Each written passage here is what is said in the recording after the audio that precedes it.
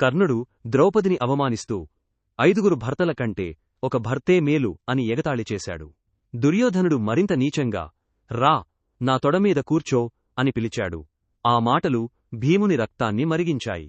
ఏ తొడపై నీవు నా భార్యను కూర్చోమని అవమానించావో ఆ తొడను యుద్ధభూమిలో చీల్చి నీ రక్తం త్రాగుతాను అంటూ భీకర ప్రతిజ్ఞ చేశాడు. అర్జునుడు కర్ణుని సంహరిస్తానని, నకుల సహదేవులు కౌరవుల నాశనానికి ప్రమాణం చేశారు. విదురుడు ఇది వినాశనానికి నాంది అని గ్రహించి ధృతరాష్ట్రుణ్ణి హెచ్చరించాడు.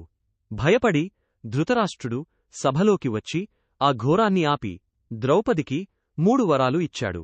ద్రౌపది తన భర్తలను దాస్యం నుంచి విడుదల చేయమని, వారి ఆయుధాలు తిరిగి ఇవ్వమని కోరింది.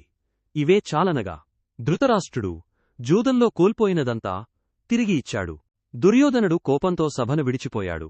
పాండవులు ఇంద్రప్రస్థానికి వెళ్ళిపోయారు. కాని ఆ రోజు అవమానం కురుక్షేత్ర యుద్ధానికి అగ్నికణమైంది.